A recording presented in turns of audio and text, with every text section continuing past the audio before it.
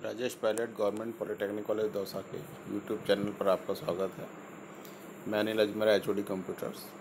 आज हम CS 203 operating system principles के यूनिट नंबर 1 के बारे में अध्ययन करेंगे। Unit number 1 introduction to operating systems है, जिसमें हम ये देख चुके हैं पूर्व में कि ऑपरेटिंग सिस्टम क्या होता है। ऑपरेटिंग सिस्टम एक सिस्टम सॉफ्टवेयर होता है जो कंप्यूटर के सारे ऑपरेशंस को कंट्रोल करता है, मतलब हार्डवेयर, सॉफ्टवेयर, कंप्यूटर सर्विसेज और कंप्यूटर प्रोग्राम्स को। तो as a system manager work करता है और ये कई तरह के होते हैं, जैसे single user, multi user, time sharing, जिसके बारे में संक्षिप्त में आप लोग फर्स्ट ईयर के अंदर 105 के अंदर पढ़ चुके हैं। ये ऑपरेटिंग सिस्टम का डायग्राम है, जिसमें यूज़र और हार्डवेयर के बीच में इंटरफेसिंग का कार्य ऑपरेटिंग सिस्टम द्वारा किया जाता है। ये कुछ एग्जांपल्स हैं: Unix, Linux, IBM, blackberry, MS-DOS, Android, Windows आदि। ये बहुत सारे ऑपरेटिंग सिस्टम हैं जो कंप्यूटर सिस्टम के अंदर उपयोग में लाए जाते हैं। Main frame computers, desktop computers और मल्टी प्रोसेसर कंप्यूटर्स, इनके बारे में हम पुराने हमारी क्लास में पढ़ चुके हैं। मेन फ्रेम कंप्यूटर्स कौन से होते हैं, जो मोस्टली लार्ज एप्लीकेशंस और क्रिटिकल एप्लीकेशंस के लिए काम में आते हैं।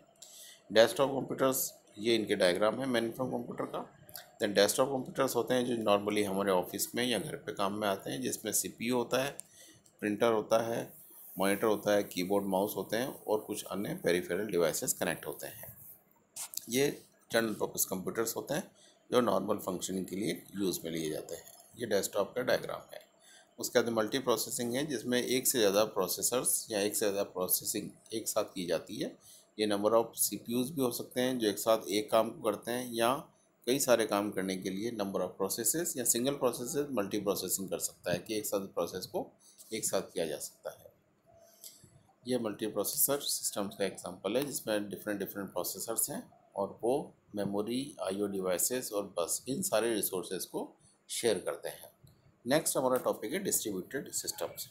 डिस्ट्रीब्यूटेड ऑपरेटिंग सिस्टम एक ऐसा मॉडल है जिसके अंदर मल्टीपल कंप्यूटर्स के अंदर एप्लीकेशंस रन करती है और वो सारे कंप्यूटर्स आपस में कनेक्टेड होते हैं। मतलब अलग अलग प्रोसेसिंग अलग अलग जगह पे की जाती है, या सारी प्रोसेसिंग हमारी जो है वो अलग अलग सिस्टम्स पे डिवाइड कर दी जाती है, लेकिन वो सारे कंप्यूटर्स किसी नेटवर्क के द्वारा या कम्युनिकेशन चैनल के द्वारा आपस में लिंक रहते हैं, इसलिए इनको डिस्ट्रीब्यूटेड ऑपरेटिंग सिस्टम कहते हैं। डिस्ट्रीब्यूटेड ऑपरेटिंग सिस्टम एक नेटवर्क ऑपरेटिंग सिस्टम का ही एक्सटेंशन है, जिसके अंदर हायर लेवल के कम्युनिकेशन के द्वारा इन सारी मशीन्स को एक नेटवर्क के द्वारा आपस में जोड़ दिया जाता है।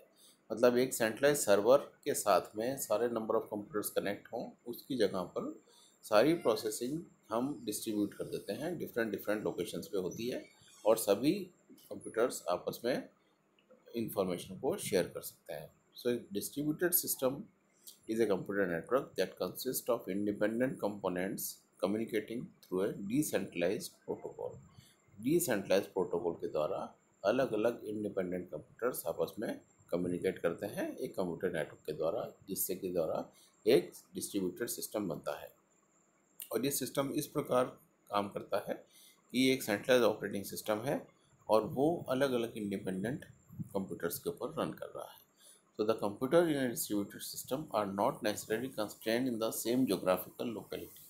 ये डिस्ट्रीब्यूटेड ऑपरेटिंग सिस्टम में ये आवश्यक नहीं है कि सारे कंप्यूटर्स एक ही स्थान पर हों या एक ही लोकेशन के ऊपर स्थित हों। वो पूरे वर्ल्ड में कहीं पर भी लोकेटेड हो सकते हैं और उनको यूज़ कर सकते हैं, जैसा कि हम इंटरनेट के द्वारा करते हैं। हम वर्ल्ड के किसी भी कंप्यूटर से कम्युनिकेट कर सकते हैं, आपस में इंफॉर्मेशन का एक्सचेंज कर सकते हैं। ये भी कर सकते हैं हम किसी दूसरे सिस्टम को पर कोई प्रोसेसिंग करें और उसको बाद में एक दूसरे सिस्टम के ऊपर शेयरिंग कर लें। तो ये डिस्ट्रीब्यूटेड सिस्टम्स कहलाते हैं। क्या एडवांटेजेस क्या हैं डिस्ट्रीब्यूटेड सिस्टम्स की? Distributed systems they are generally more secure, consistent and capable of masking errors. ये जो सिस्टम्स होते हैं डिस्ट्रीब्यूटेड सिस्टम्स, ये सिक्योर होते हैं, सुरक्षित होते हैं, कंसिस्टेंट होते हैं और कैपेबल ऑफ मास्किंग एरर्स है।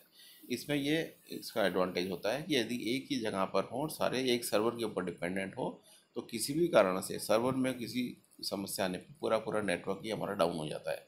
लेकिन यदि सिस्टम डिस्ट्रीब्यूटेड है, सब अपने अपने CPU को यूज़ कर रहे हैं, अलग अलग लोकेशन पे हैं, तो किसी एक सिस्टम में खराबी आने पे वो पर्टिकुलर लोकेशन ही इफ़ेक्ट होगी, बाकी सारा हमारा सिस्टम काम करता रहेगा।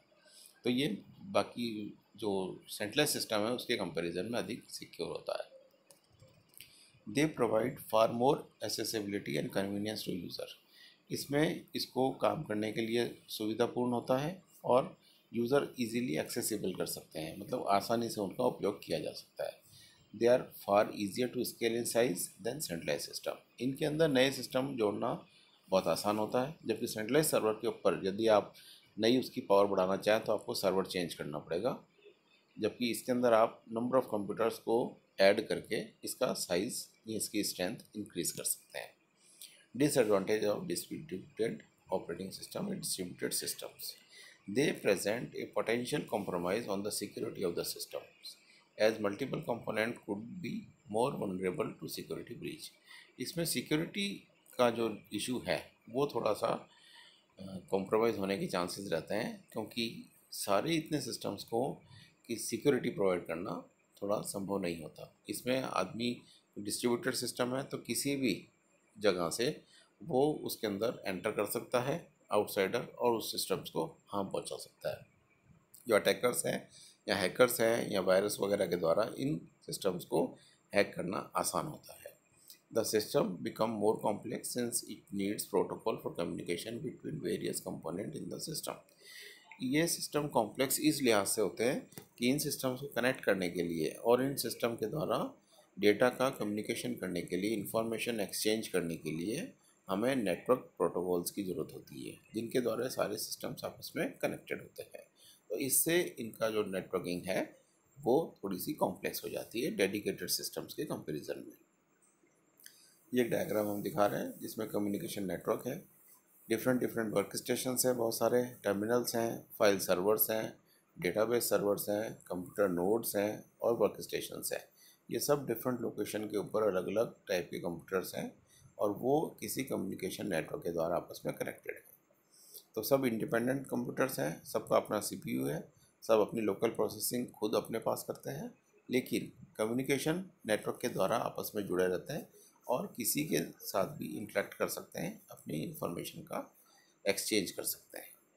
एग्जाम्पल्स ऑफ डिस्ट्रीब्यूटेड सिस्टम्स या एप्लीकेशन ऑफ डिस्ट्रीब्यूटेड कंप्यूटिंग है इंट्रानेट्स, इंटरनेट, WWW, ईमेल, ये सारे इनके एग्जांपल्स हैं। Then telecommunication networks, telephone networks and cellular networks, network of branch office computers, information systems to handle automatic processing of orders.